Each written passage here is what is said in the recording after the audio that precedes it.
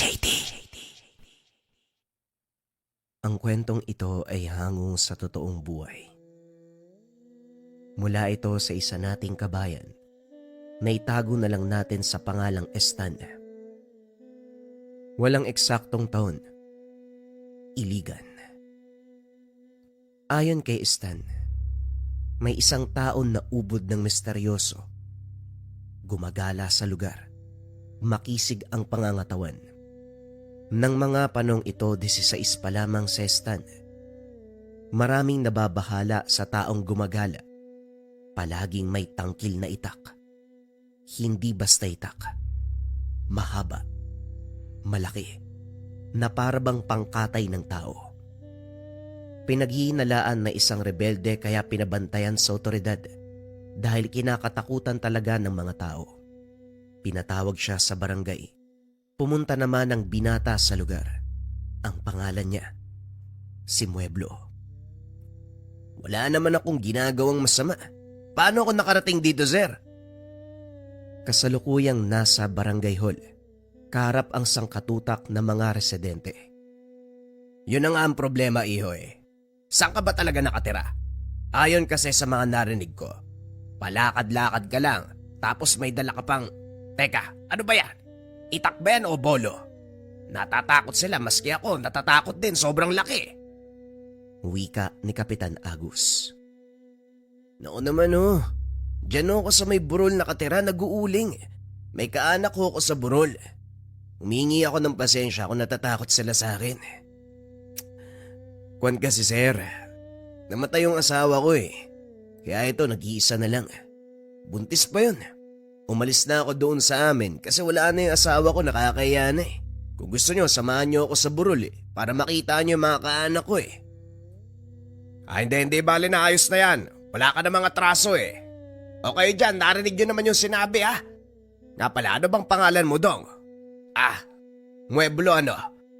Ay, makinig kayong lahat. Hindi na kayo naiya, sinumbong nyo pa sa barangay. Linawin niyo muna kasi yung tao, hindi yung nagbibintang kayo kagad. Ang sarap niyong kutusan eh. Magsiuwi na nga kayo. Nga pala ha, huwag niyo akong kakalimutan sa susunod na eleksyon. Nang mga panong ito naroon si Stan, nakatitig siya kay Mueblo. Inuusisa niya ng maigi ang mga kilos nito. Literal na inosente at mabait tignan. Pero hindi naging sapat. Dahil nais niyang tuklasin ang pagkatao.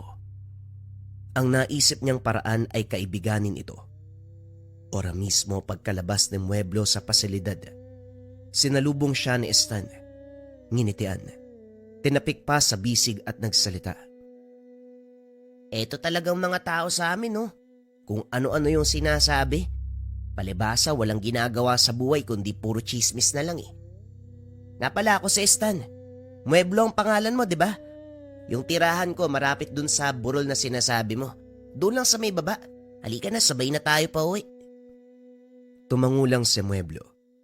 Sa pagkakataong ito, nakausap na ni Stan ang lalaki. Habang naglalakad, nagmungkahi si Stan na samahan siya sa tahanan para kahit papano merong nakakaalam ng kanyang lugar. Si Stan ang magiging dahilan upang hindi na siya paginalaan ng mga taga-baryo. Dagdag pa ni Stan, doon na lamang siya makikisilong sa lugar ni Mang Besalde. Nag-uuling din sa lugar. Si Mang Besalde, matanda at nag-iisa na lang sa buhay. Ang mga anak nito ay may asawa na at nasa ibang lugar, samantalang matagal nang namatay ang asawa. Sumama si Stan. Nang makarating ay bumungad kagad si Mang Besalde. Nagtaka pa kung bakit kasama ang binata. Ipinaliwanag naman ni Mueblo na pinagdududahan siya doon sa baryo.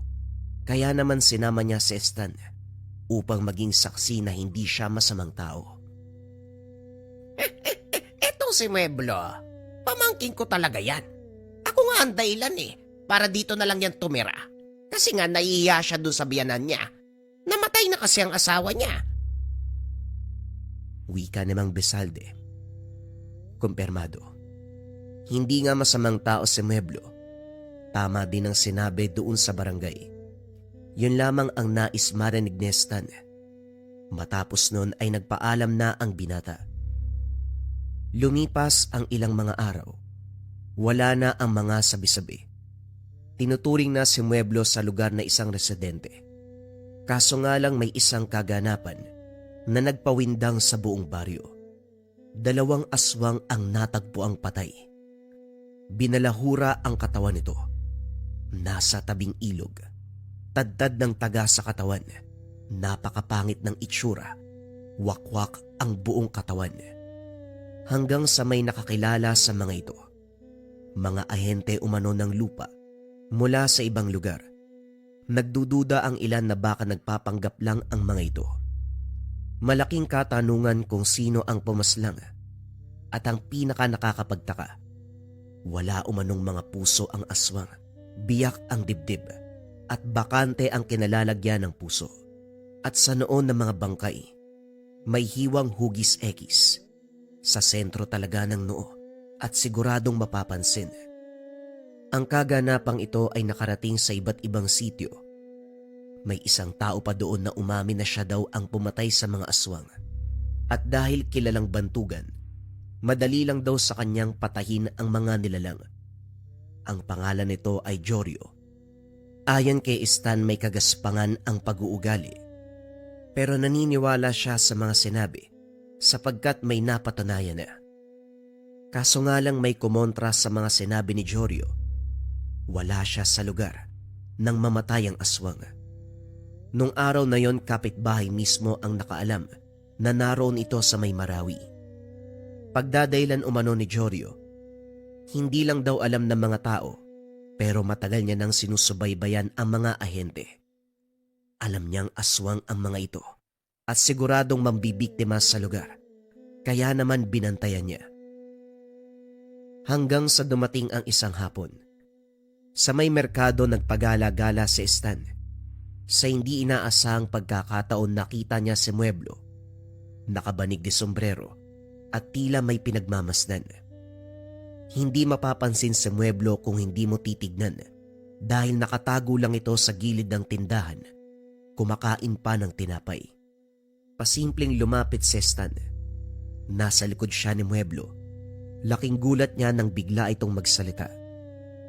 Kung meron kang gustong malaman tungkol sa akin, huwag ka dyan sa likod. Kausapin mo ako ng harapan.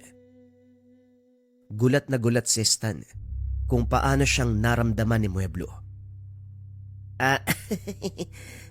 Nakita mo ba ako? Oo naman oh.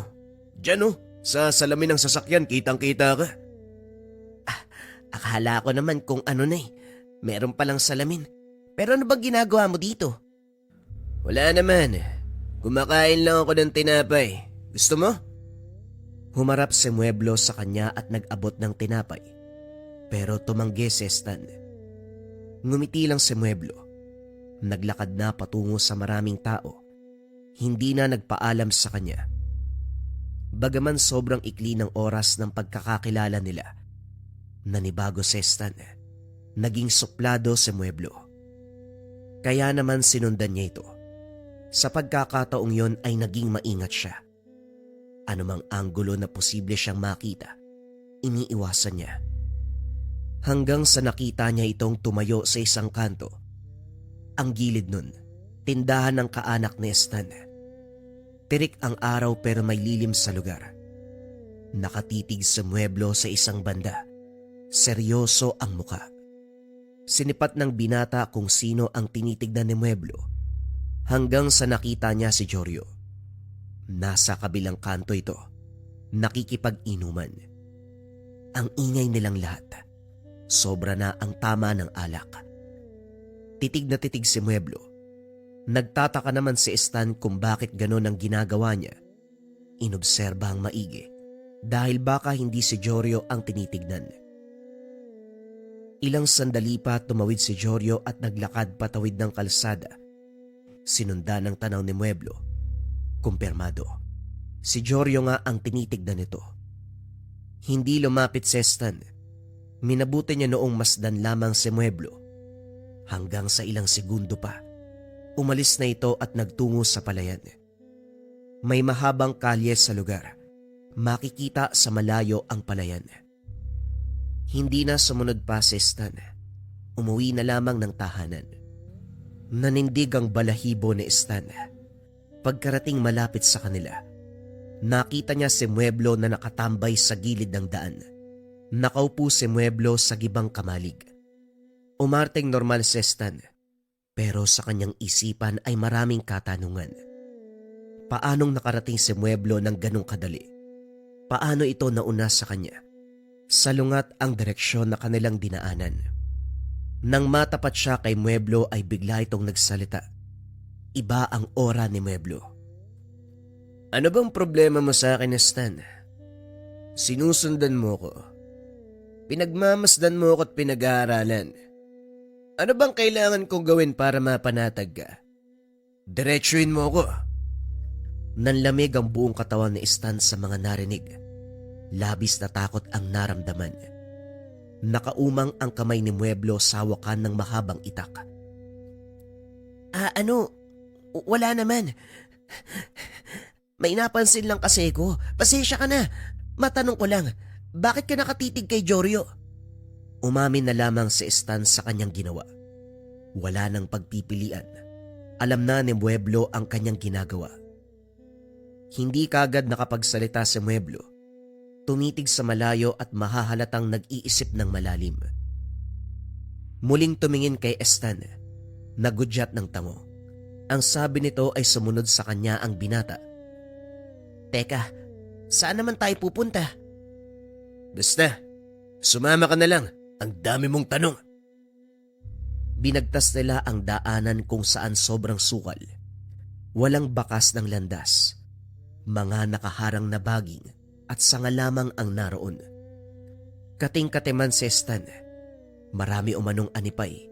Mga tuyo pa ito at napakakati. Kigkig ng kigkig si Stan. Nagreklamo ang binata kung bakit doon pa sila dumaan.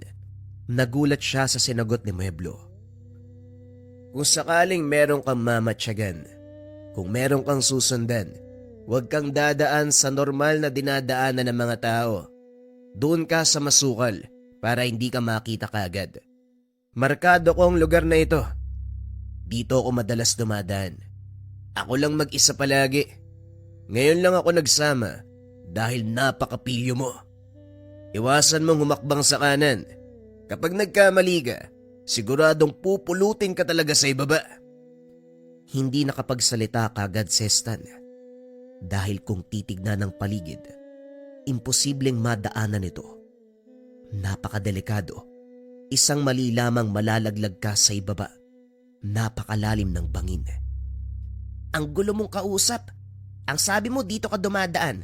Bakit hindi mo man lang nilinis? May itak ka naman. Tapos wala namang palatandaan na may dumadaan dito. Sumunod ka na lang. Huwag na masyadong maraming tanong. Obserbahan muna kita kung pwede kang pagkatiwalaan ng mga impormasyon. Ilang sandali pa ang lumipas pababa na ang tinatahak nilang landas. Narinig ni Stan ang agos ng tubig sa ibaba. Pakiwari niya, ang lusutan ng lugar na ito ay isang ilog. Hindi nga siya nagkamali, pero ang nagpatindig ng balahibo ni Stan. Dahil ang ilog kung nasaan sila ngayon, doon natagpuan ang bangkay ng 2 aswang.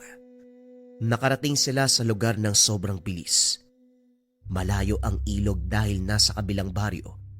Aabutin ng ilang oras na paglalakad bago makarating. Kaya naman ang katanungan ni Stan sa isipan, paano silang nakarating sa lugar ng ganong kabilis? Sobrang bilis nating nakarating dito ha. Tapos ibang direksyon yung dinaanan natin. Paano tayo nakarating dito? Hindi mo pa maiintindihan ng mga bagay na yan dahil makitid pa yung utak mo. Ang ipapaliwanag ko sa'yo, yung mga namatay dito. Biglang binunot ni Mueblo ang itak. Inangat niya ito. Napasigaw ng malakas si Stan na huwag siyang papatayin. Ngumiti si Mueblo at inabot kay Stan ang itak. Doon niya nakita ang markang X. Napanganga si Stan. Mabilis na sumagi sa kanyang isipan ang markang X na naroon sa noo ng mga napatay na aswang. Tumitig siya kay Mueblo at inusisa ito. Nakangiti lang sa kanya habang nakatitig. Anong ibig sabihin nito? Bakit may markang X? Sa bawat napapatay ko, iniiwanan ko ng markang X. Mahirap paniwalaan ano? Yung Joryo na nagsasabi na siya ang pumatay sa mga bangkay. Pakana niya lang yun. Ang totoo, kasama niya yung dalawa. Hinimok niya ang mga ito, nagpanggap na mga ahente ng lupa. Hindi makagalaw sa kinakatayuan si Stan sa mga narinig. Dagdag pa ni Mueblo. Yung mga aswang na nambibiktima ng tao, dinudukot upang ialay. Nagsasagawa umano ng ritual itong si Joryo. Pinuno ng malaking kulto si Joryo. Kung titignan, parang isang hamak na tao lang. Pero mayaman daw itong si Joryo. Sa bandang Marawi nakatira. Nagpapanggap lang na lokal na residente sa Iligan. Maging ang kinakasama nitong babae ay hindi daw totoong asawa. Bagkus kasapi lang ito ng kulto. Ang pinakadahilan kung bakit naroon sa lugar si Mueblo ay para kay Joryo. Naghahanap siya ng pagkakataon para mapatay ito. Sapagkat sobrang ilap, matinik, dahil isang bantugan. Nanlaki ang mga mata ni Stan. Hindi niya alam kung maniniwala ba sa mga sinasabi ng kausap. Kitang-kita niya sa reaksyon ni Mueblo na nagsasabi ito ng totoo. Hindi ito mayabang. Pero ang tanong, anong klaseng tao ito? Sa kabila naman ng lahat, nagbago ang paningin niya kay Joryo. Lumabas na masamang tao ito. Namumutawi na ang mga katanungan sa kanyang bibig. Pero hindi niya masabi ang mga katanungan. Napalitan ng pagkalito na may halong pagkamangha. Maya-maya pa ay nag-aya ng umuwi sa Mueblo, pero ibang daanan ang tinahak nila. Doon na sa orihinal na daanan, ilang oras ang tinagal bago sila nakauwi. Nagsimulang magduda si Stan na baka isang albularyo itong si Mueblo. Kung sakaling totoo man ang mga sinabi nito, literal na isang biyasa ang tao. Hindi naman may pagkakaila sa kanya ang mga kayang gawin ng albularyo. Subalit sa pagkatao ni Mueblo, parang brutal. Tinadtad ng taga ang mga aswang. Pero bakit wala ang mga puso? Dito na siya nagtanong kay Mueblo, pero ngumiti lamang sa kanya. Sinabing hindi niya alam, baka kinuha ni Joryo. Nang makarating sa tahanan, dumiretso si Mueblo sa nayon. Hindi man lang nagsabi kung anong sadya roon. Inihatid niya lang si Stan at umalis na sa lugar.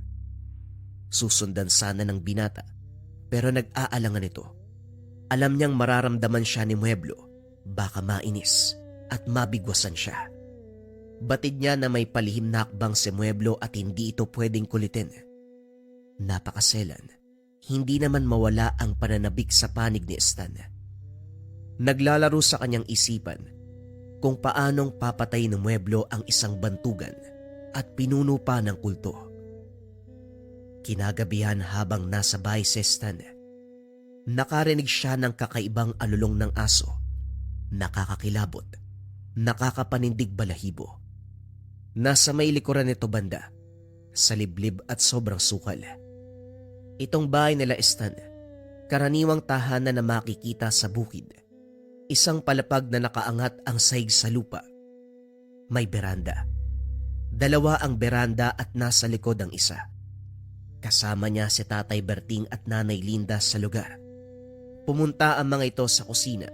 Sinipat kung ano ang umaalulong. Naroon sa may likuran ang abuhan at imbaka ng mga panggatong. Kasalukuyang nasa sala ang binata. Napakamaalinsangan. Hindi niya alam kung bakit. Ang sabi naman ni Tatay Berting na ang pagkaalinsangan, isang paywatig ng aswang. Lumapit siya sa mga magulang.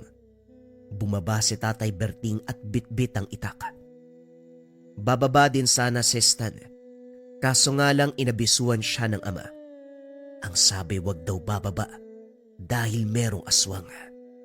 Patungo ang kanyang tatay sa pinagkukunan nila ng tubig sa may balon. At sobrang nababahala si Stan. Hanggang sa hindi na nakapagpigil, kumuha na din ng sariling itak Walang sabi-sabing bumaba.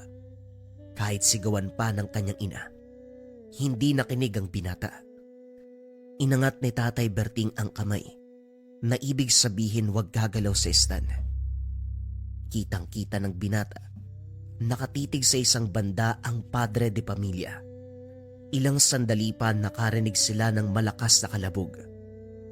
Kasunod nun, isang tao ang wari ba na tumilapon mula sa liblib. Bumulagta ito sa likuran ng tahanan. Marami ang tinamong sugat sa katawan. Kitang-kita ni Stan, nawari tinadtad ito ng itak. Si Tatay Berting, kumaripas ng takbo paakyat ng bahay. Habang si Stan, parang napako na ito sa kinakatayuan at nakatulala.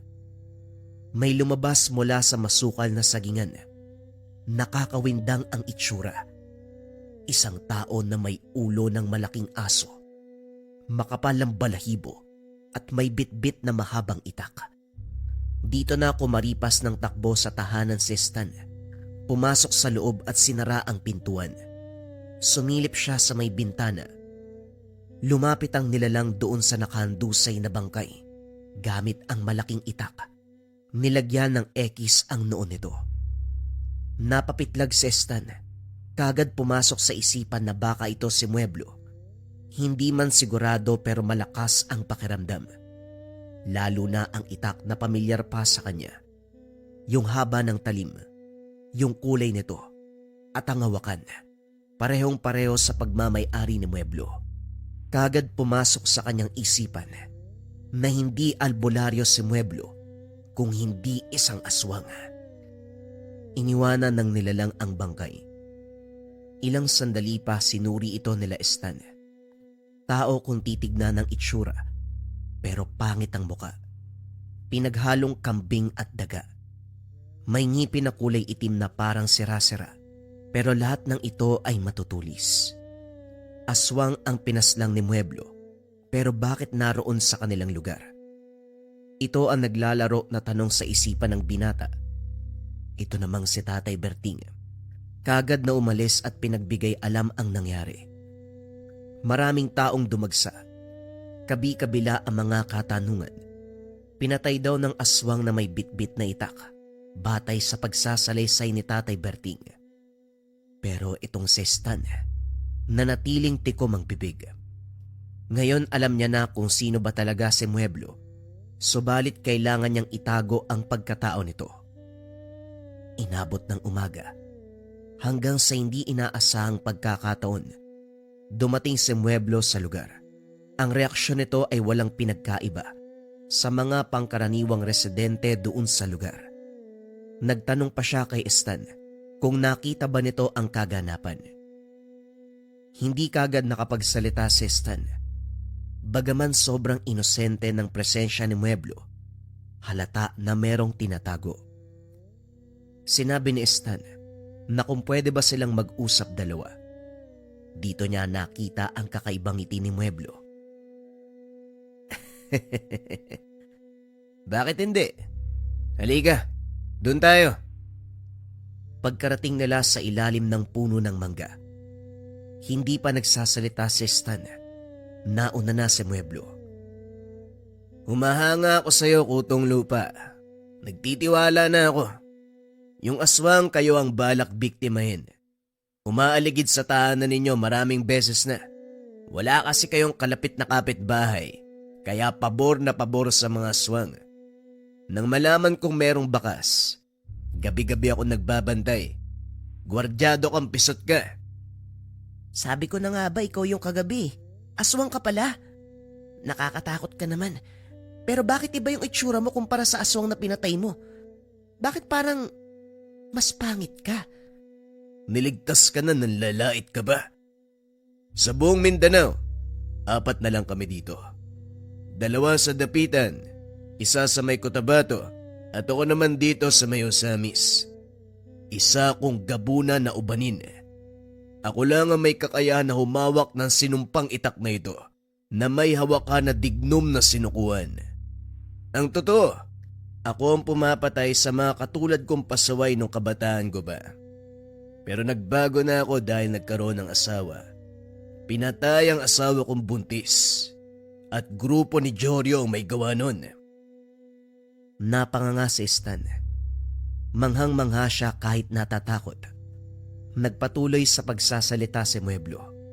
Huwag daw magpakumpiyansa dahil ang aswang na nagtatangka sa buhay nila doon pinatay. Kaya naman siguradong may aaligid na iba pang aswang. Inabisuan na lang ang pamilya na huwag lalabas ng bahay sa gabi dahil siya umano ang bahala.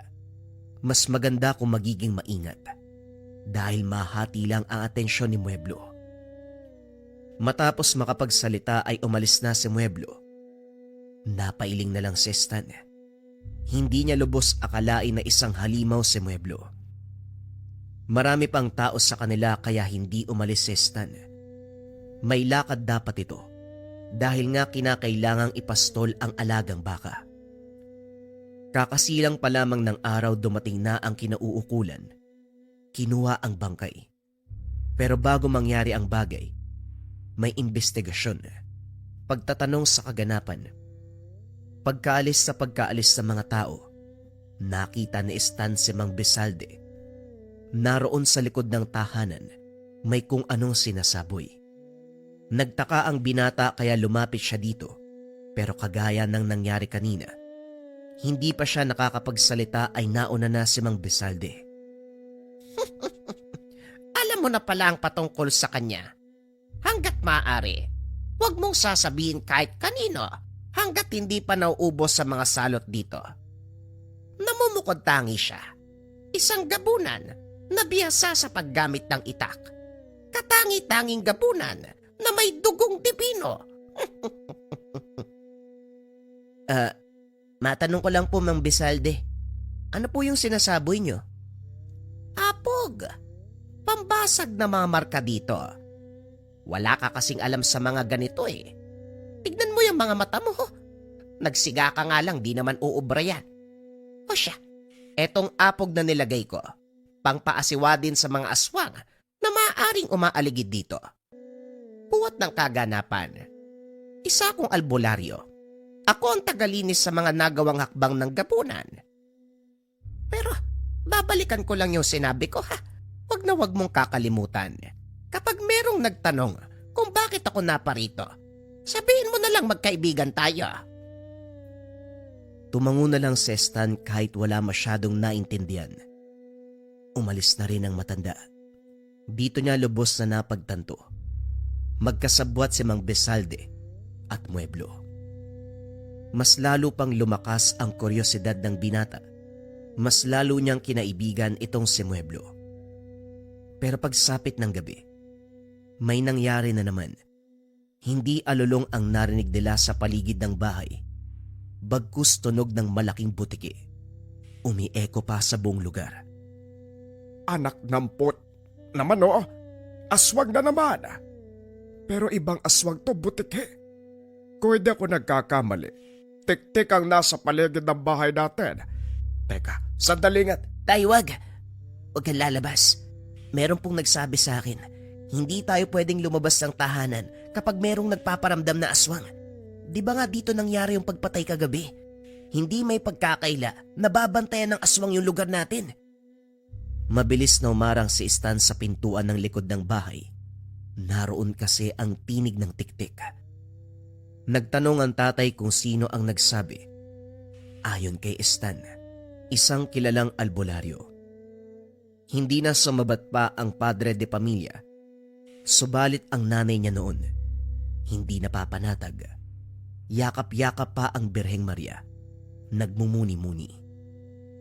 Hanggang sa umalinsangan, may kasama pa itong napakabahong amoy. Kakaiba. Hindi katulad nung nangyari kagabi. Pasilip-silip si Stan. May liwanag sa bahay kung saan maaaninag ang labas. Hanggang sa nakarinig siya na parang alulong. Napangiti ang binata at nagsalita. Ligtas na tayo. Huwag na kayo mag-alala. Paano mong nasasabi ang bagay na yan? May alulong. Anong ligtas doon? Basta bukas asahan niyo, may bangkay ng aswang na matatagpuan. Sa tansya ko, 2 yan eh. Loko kang bata ka. Kailan ka pa natutong gumamit ng bawal na gamot? Linda, dalin mo nga sa sentro yung anak mo. Ipatingin mo baka may sira na kung ano-ano ang sinasabi. Napatawa si Stan. Kitang-kita niya ang reaksyon ng mga mukha ng magulang.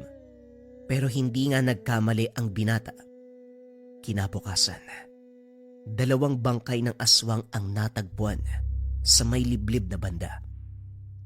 Malapit na ito sa gubat. Itong si Tatay Berting napatingin sa kanya. Kumindat pa si Stan. Ngumisi. Mahina niyang sinabing tama ang hinala niya. Hindi naman na nagsalita ang ama. Maraming mga tao sa paligid. Kung gaano karami ang dumadagsa noon, mas marami pa sa ngayon. Dahil maging ang taga-kabilang ibayo, naroon na nakikiusisa. Naroon din si Jorio at ngumingiti pa. Maraming nagtanong kung si Jorio ba ang pumatay, pero hindi nagsasalita ang tao.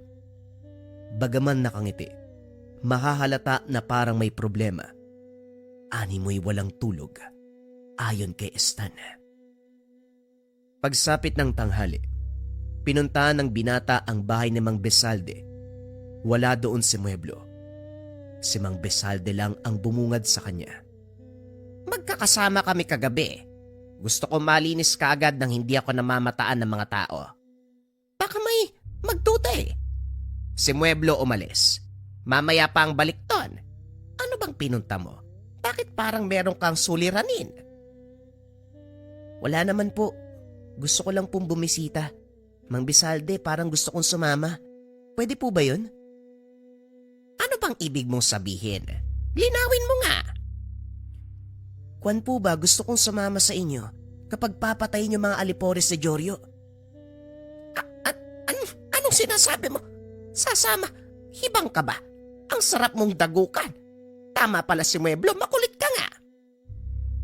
Binawi naman kagad ni Stan ang mga sinabi niya. Pero may pahabol itong kakaibang titig na nagpapaiwatig ng kursonada. Hanggang sa nagsalita si Mang Besalde. Kung sasama daw si Stan, magpaalam kay Mueblo wag sa kanya.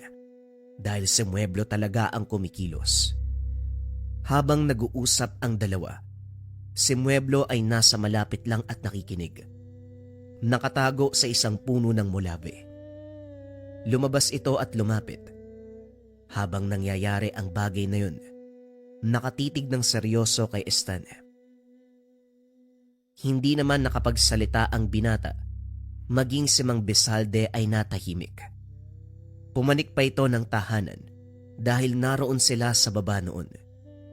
Itong bahay ni Mang Besalde ay maliit lang, pero nakaangat ang saig sa lupa. May beranda, may maliit na sala. Pero kung ano yung sala, yun na din ang tulugan at hapagkainan. Nasa pinakatuktok ito ng burol. Walang ibang bahay doon maliban sa tahanan ni Mang Besalde. Namamanga ako sa iyo, Stan. Nakikita ko sa iyo ang kapatid ko. Hindi siya gabunan. Tao lang siya dahil nagmana sa nanay namin. Pero patay na siya.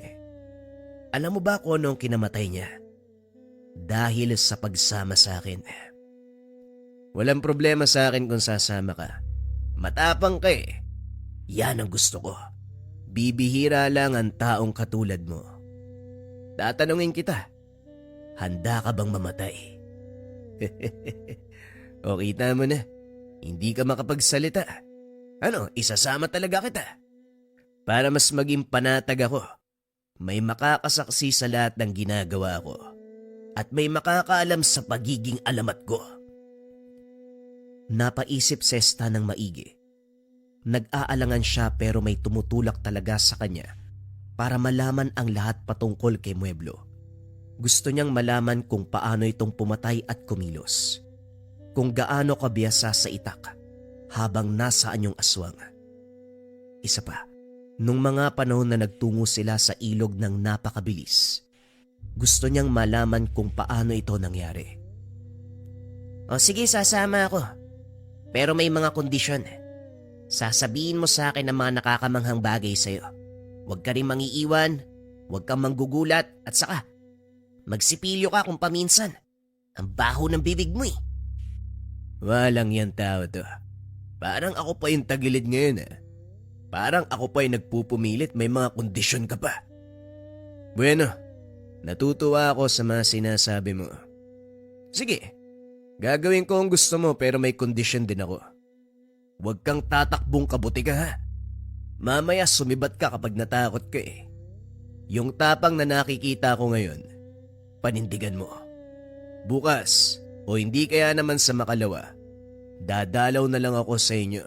Kapag nakita mo ako sa lugar, alam mo na ang ibig sabihin. Sige na, umuwi ka na. Mang Bisalde, wag mo nang kausapin yan. May saltik yung binatang yan Saan ka ba makakakita ng ganyang kalakas yung loob? Ano ba, umuwi ka na? Yung mga baka nyo, ipastol mo naman yan. Nalilipasan na ng gutom Hindi na ako mibupas sa Stan. Umuwi siya noon. Pero habang naglalakad para bang nagsisisi si Stan, dito niya napapagtanto lahat ng kayabangan, lalo yung umiral sa kanya kanina. Subalit wala na. Nakapagbitaw na ng salita at dapat itong panindigan. 3 araw mula nung biglang napadalaw itong si Mueblo, nagkataon pa talagang wala doon si Stan. Mga magulang lang ang naroon. Nagtataka ang mga ito sa pagdating ng tao. Nagtanong kung ano ang sadya. Sinabi naman ni Mueblo na si Stan. Magkaibigan sila ni Stan. Akalain yun, masipag pala yung anak nyo. Gusto magpaturo sa akin sa pag-uuling Nasaan po ba si Stan? Nang mga sandaling ito nasa bulwagan ng bahay si Mueblo, nakadungaw naman sa kanya doon sa beranda ang mga magulang ni Stan. Ayon kay Tatay Berting, antayin na lamang dahil mamaya dadating na. Inilipat lang ang mga alaga nilang baka. Pinakyat ng bahay si Mueblo, pero may napansin ito. May marka ng aswang sa beranda. Sinuri ni Mueblo kung gaano kasariwa ang marka. Kagabi lang nilagay. Pero hindi ito nagbigay abiso nung dumating na si Stan. Doon pa siniwalat ni Mueblo ang mga marka. Hindi ko to namalayan Nandito naman ako kagabi. Mukhang mainit sa inyo ang mga nilalang. Huwag kang mag-alala. Marka lang naman yan Ako na ang bahala. Siguro nasa mga 1 linggo pa yan bago magparamdam. Teka, paano kapag nagkamali ka? At saka, ano ba yung marka? Palatandaan, Stan. Tinatandaan ng bahay nyo. Hindi nabura lahat ni Mang Bisalde. Kapag may marka ng aswang ang isang lugar, malalaman ng mga aswang ang sistema. Malalaman din nila kung kailan ang pagkakataon para umatake. Sa ngayon, hindi pa nakakabahala. Magtiwala ka sa akin. Tumangulang si Stan. At dahil nga sa presensyang yun ni Mueblo, siguradong may lakad na sila. Malakas ang kabog ng dibdib ni Stan. Kinakabahan siya ng husto sa mga oras na yun. Hanggang sa nagpaalam na si Mueblo sa mga magulang ng binata. Sinabing dadalin umano siya ni Stan noon. Gabi daw silang mag-uuling para hindi mainit. Hindi naman humadlang ang mga ito.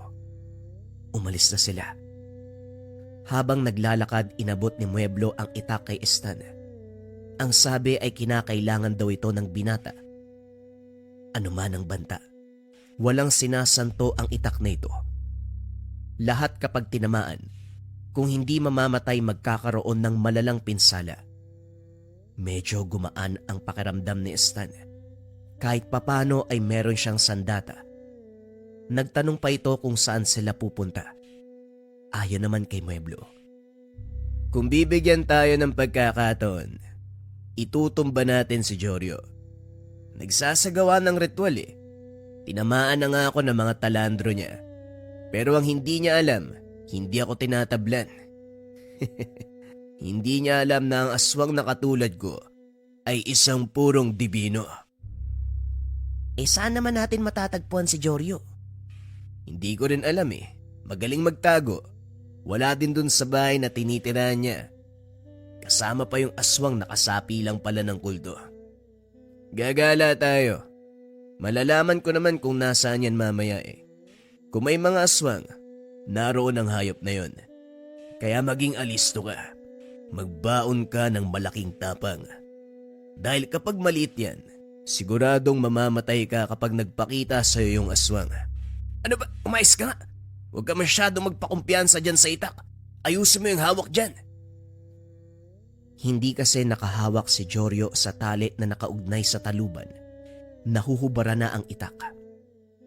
Ang sabi pa ni Mueblo, maging tao kapag tinamaan nito, parang nakagat ng isang pulutong nabubuyog. Mainit ang pagtama ng itak. Makamandag pa ito dahil posibleng ikamatay kahit maliit na sugat lang. Hindi biro ang talim ng itak ni Mueblo, kaya ingat-ingat daw dahil baka maging sarili ay masugatan. Nagtungo sila sa merkado. Maraming tao kapag malapit ng gumabi. Nagtanong si Stan kung bakit doon. Dagdag pa nito, papatayin ba nila si Jorio sa maraming tao? Hindi. Kaya tayo naparito. Dahil inaalam ko pa kung nasa ng mga alipores si Jorio. Ano bang sabi ko sa'yo? Kung nasa ng mga aswang, naroon din siya.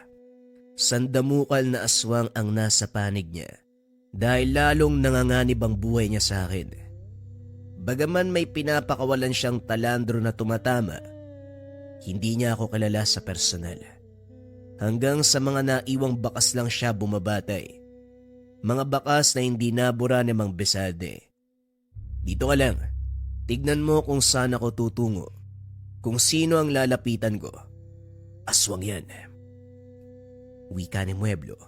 Nasa iskinita si Stan. Sinusundan niya ng tingin si Mueblo. Tumawid ng kalsada. Malapit na ito sa tindahan ng kaanak ni Stan. Umupo si Mueblo sa isang mahabang upuan. May katabing 2 tao. Nanigarilyo si Mueblo.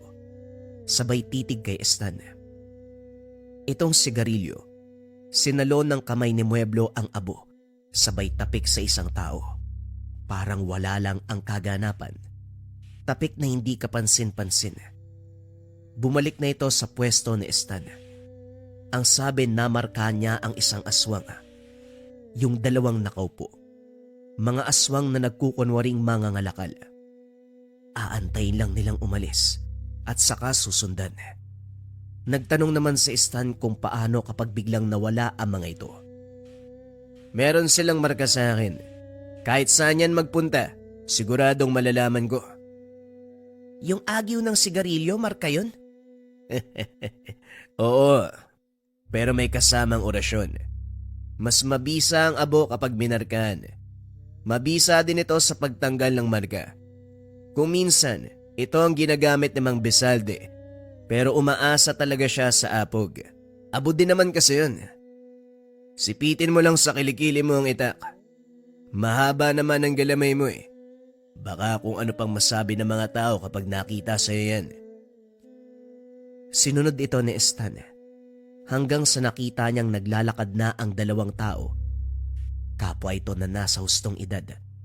Sumunod kagad ang 2. Kung saan tutungo si Mueblo, doon din dadaan si Stan. Huwag lilingat dahil maiiwan siya. Habang naglalakad, pahintu-hintu sila noon hanggang sa tuluyang umanong nakarating sa kalsadang bihira na lang ang mga tao. Ang unahan, masukal. Isang crossing ito at doon lumiko ang 2 lalaki. Malapit na si Jorio. May mga aswang sa paligid. Huwag kang magpapalata. Huwag mong tanggalan ng taluban ng itak. Dahil ang talubang yan, isang uri ng kahoy na malakas magtago ng karga. Hindi malalaman ng kung sinong biyasa na ang nilalaman niyan ay sinumpang itak. Sumunod ka sa akin. Kabisado ni Stan ang lugar. Iniisip niya noon na baka doon nakapuslit itong si Jorio sa isang nayon na kung saan may mga kaanak siya dito. Sumunod na lamang ang binata kay Mueblo. Muling nag-abiso ang gabunan. Huwag daw lilingon si Stan. Dapat sa kanya lang ito nakatingin kung ayaw maiwan. At ang pinakamasaklap kapag naiwan, hindi na makakauwi pa. Kinabahan bigla si Stan. Nagtanong pa ito kung bakit. Naalala mo ba yung ginawa natin noon? Yung pumasok tayo sa masukal na lugar, tapos sa ibang lugar tayo lumabas. Yun uli ang gagawin ko sa ngayon. Huwag ka naman tanong ng tanong, wala ka sa tiyempo. Ituturo ko sa iyo ang lahat pero hindi muna sa panahon na ito. Hindi na nagsalita pa si Stan. Ilang minuto pa ng paglalakad. Gulat na gulat ang binata dahil nasa kabilang baryo na sila pagkalabas sa masukal na bahagi. Natatandaan niya ito. Natitiyak niyang sa kabilang baryo ngayon. Ang postura ng lugar ay parang rolling hills. Nasa itaas sila banda. Kitang-kita ni Stan ang mga kabayan sa ibaba.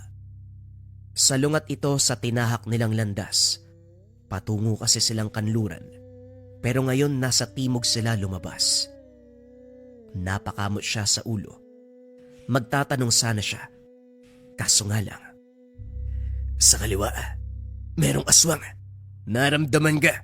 Walang ya, nakalimutan ko lagyan ka ng sabulag. Naku naman, parang matutulad ka ata sa kapatid ko. Diyos ko naman, may gagawin ka pa pala. Bakit mo ko dinala kaagad dito? Kasalanan ba ang makalimot? Basta maging alisto ka. Dahil paparating na ang aswang. Ibigay mo muna sa akin ang itak. Kagad inabot ni Stan ang itak sa kasama. Maniwala kayo o hindi. Bigla na lang nagubad ng damit itong si Mueblo. Mabilis na pumangit ang itsura. Parang may pagkademonyo. Inunat ang katawan. Ito ang postura ng gabunan na nakita niya noon. Dilaw ang mata na may nagbabagang pula sa gitna. Kakaibang hangos ang naririnig niya dito. May alinsangan din na parabang biglang naging kulob ang lugar. Itong paligid, lampas taong talahib na may mga matatayog na kahoy. Binunot ni Mueblo ang itak. Kasunod nito, bumuelo ng pagtaga. Dumapa ka! Wika ni Mueblo sabay hataw ng itak. Sobrang bilis ng kaganapan. Kasunod nito ang kalabog na animoy may bumagsak sa lupa. Pagsipat ni Stan, may nakita siyang tao na nakataob. Mamasa-masa ang kanyang likuran. Natapunan siya ng dugo pagkatama ng itak. Magbilang ka. Isa na ang bumagsak. 6 ang nandito. Ito ang dahilan kung bakit ako pumayag na sumama ka. Dahil huling hakbang ko na ito at kailangan ko ng pain. Ikaw ang ipapain ko, kaya hindi kita nilagyan ng sabulag. Galit na galit si Stan sa mga narinig, pero hindi na nagsalita pa si Mueblo. Maliban na lamang sa malaking bibig na nakangiti. Hanggang sa tinaga ni Mueblo ang dibdib ng aswang, dinukot ang puso at saka sinubo sa bibig. Ganun na lamang ang panglalaki ng mga mata ni Stan. Si Mueblo pala ang kumukuha sa puso ng napapatay nito. Kinakain niya. Nasuka si Stan. Gusto mo bang tikman? Ito ang nagpapahaba ng buhay ko. Pwedeng puso ng tao, pero mas maganda ang sa aswang. Dahil hahaba ang buhay ko. Huwag kang mag-alala. Hindi pa naman ako nakakakain ng puso ng tao. Iniiwasan ko yon. Tikman mo. Tikman mo ang puso ng aswang. Masarap yan. Magiging malakas ka. Kung kutusan ko kaya yung mukha mo? Walang yang to. Ako pa yung pinain mo. Ganyan ba yung ginawa mo sa kapatid mo? Hindi. Sadyang hindi ko lang siya naprotektahan. Albularyo ang kapatid ko. Pinag-aral ng karunungan para magabayan ako. Hindi magiging madali sa akin kung wala akong kasanggang isang albularyo. Malamang, matagal na sana akong patay. Kaya nga nariyan si Mang Bisalde, di ba? Siya ngayon ang tumutulong sa akin. Halika na dahil paparating pa ang dalawa. Maging alisto ka dahil ikaw ang sadya.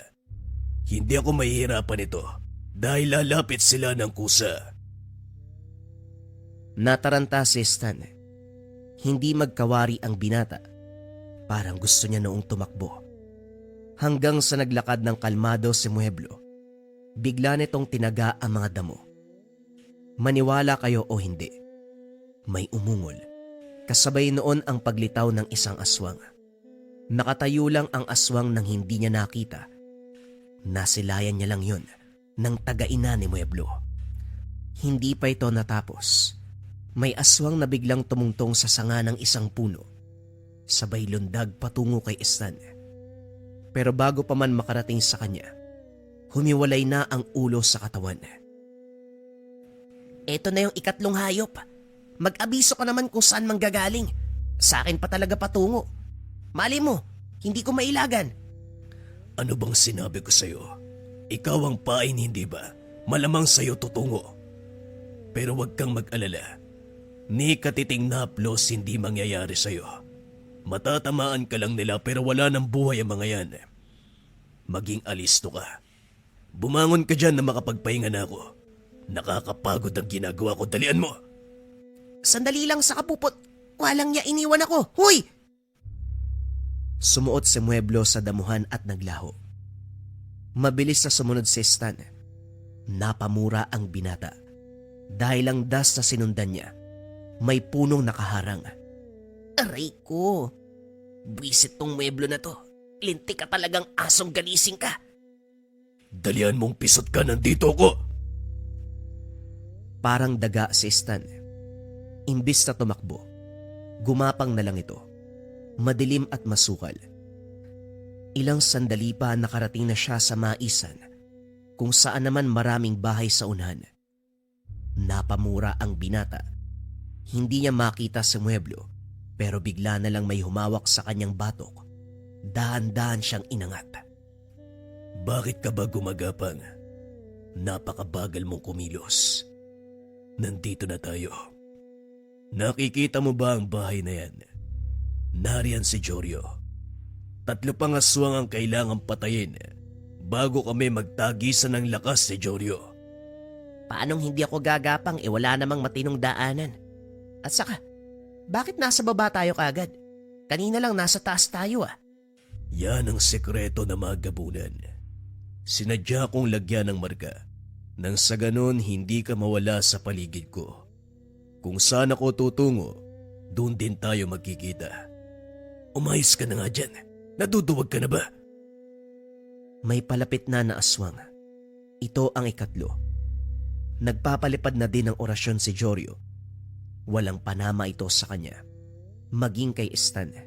Dahil bukod sa marka na inalagay ni Mueblo, may poder na din ang binata sa katawan. Panandalian lang ang poder, pero sasapat na ito sa loob ng mga oras na itinakda ni Mueblo para patayin si Jorio. Manood ka! Wika ng gabunan. Umabante ito ng lakad. Yung maisan ay pinaghawi ni Mueblo. Akala pa ni Stan ay may kalaban na. Pero gumagawa lang ng espasyo itong gabunan upang makita ni Stan ang kaganapan. Ilang sandali pa, dito na lumabas ang 3 aswang. 2 dito nakadapa sa lupa. Ang isa ay nakatayo lang. Pero lahat ng mga yon, pangit ang muka. Lahat ng mga ito, nakatitig kay Stan. Mabaging langit, gabayan niyo po sana ako. Huwag niyo po sanang hayaan na masaktan ako dito. Bakit ba kasi sa akin nakatitig yung mga yan Naku naman Matapos magsalita, sa hindi inaasahang pagkakataon, sumugod bigla si Mueblo. Hindi man lang nakaporma ang mga aswang.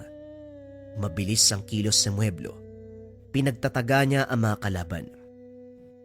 Kitang-kita ni Stan kung paanong gumamit ng itak si Mueblo na para bang mandirigma ng unang panahon. Matinik at talagang napakabiyasa. Itong isang aswang, lumaban, pero nang sumunggab, sinakal lang ni Mueblo at sinaksak sa dibdib gamit ang itak. Nanginig ang katawan, mabilis na binawian ng buhay. Ang natira, gumapang at malulubha na ang tama, Isa-isang pinagsasaksak ni Mueblo ang mga ito sa likod. Patay din kaagad ang mga yon. Ito na ang mga sandali. Si Jorio na lang ang nasa harapan. Akala ni Stan pupunta nila ang bahay, pero lumitaw na si Jorio. Kitang-kita ang pagtataka nito. Nawari ba gulat sa mga nasilayan? May bitbit na itak at mas mahaba ito kumpara kay Mueblo. Kumusta? Baka naman nakikilala mo na ako sa ngayon.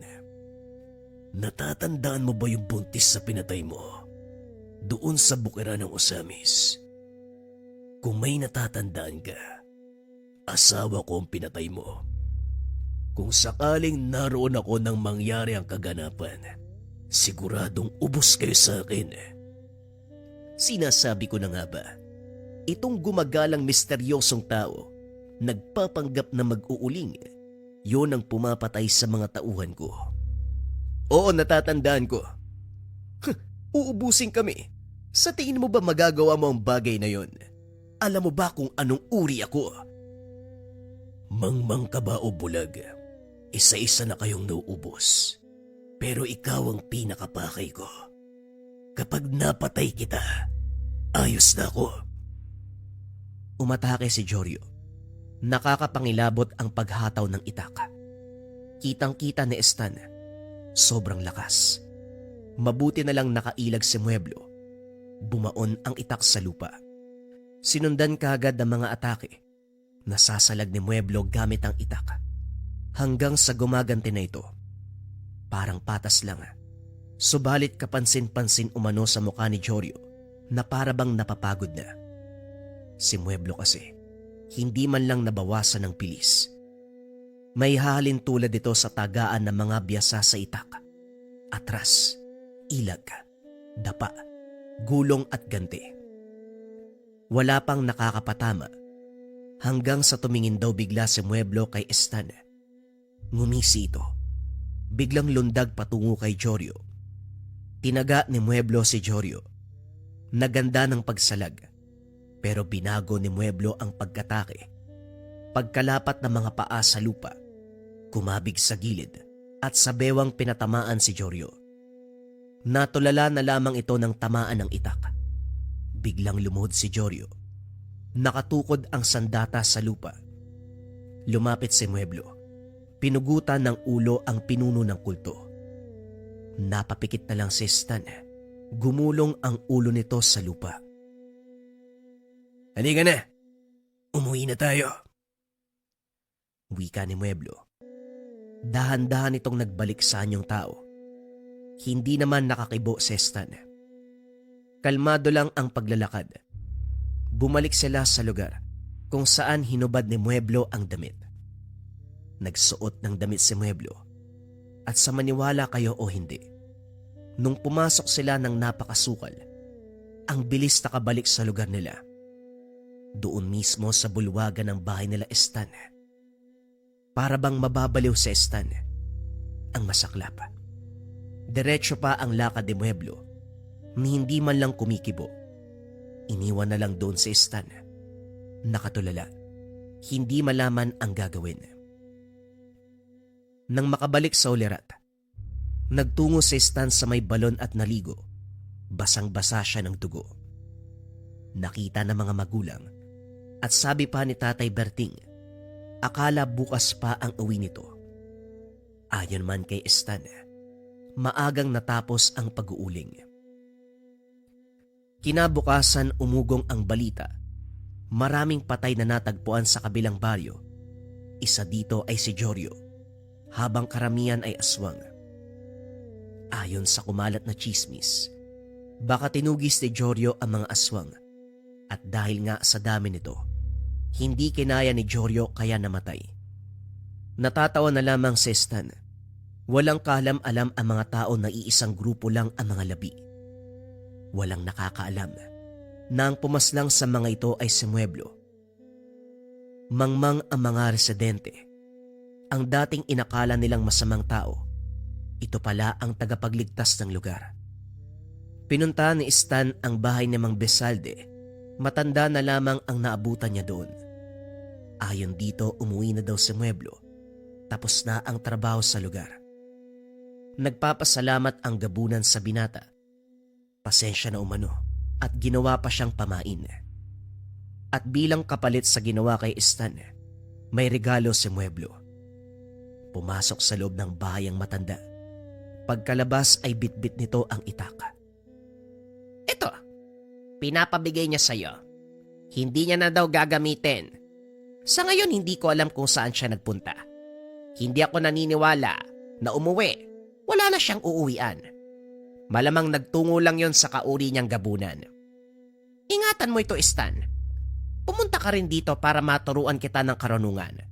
Para naman magamit mo ang itak sa tamang paraan. Kinakailangan niya ng mga orasyon. Hindi man lang siya sumaglit sa amin. Loko talaga yung animal na yun. Kagabi iniwan ako. Hindi niya naman sinunod yung mga kondisyon ko. Pero maraming salamat, Mang Besalde ha. Ingatan ko to syempre. Tinuruan nga si Stan ni Mang Besalde ng karunungan. Hanggang sa naging biyasa ito. Nagpakita sa kanya si Mueblo. Minsan doon pa natutulog sa bahay nila. Hanggang sa nagkaroon ng pamilya si Stan. Ito namang si Mueblo. Nalaman niyang may bago ng pamilya. Hanggang ngayon, tandang-tanda na Stan ang lahat. Lalo na kapag hawak niya ang itak. Naaalala ang mga karanasan nila ng kaibigang si Mueblo. Ang isang gabunan na biyasa sa paggamit ng itak. Isa ka rin ba sa mga kagaya ng kabayan natin o mga kabayan natin na may karanasan sa kulam? Kulam, barang, tigalpo, palipad hangin, o anumang masamang uri ng sumpa. Kung naranasan mo na yung mga bagay na yun, kabayan, o nangangailangan ka ng pandepensa sa kulam, barang, tigalpo, palipad hangin, pwede mong subukan tong habak de bala from Lika Merchandise. Sobrang nagte-trending to ngayon mga kabayan. Marami yata ang nakakaranas ng masamang uri ng sumpa. Kung nangangailangan ka kabayan ng mataas na uri ng pangdepensa sa spiritual, subukan mo tong habak de bala from Lika Merchandise. Kung interesado ka, i-visit lang ang shop ng Lika Merchandise.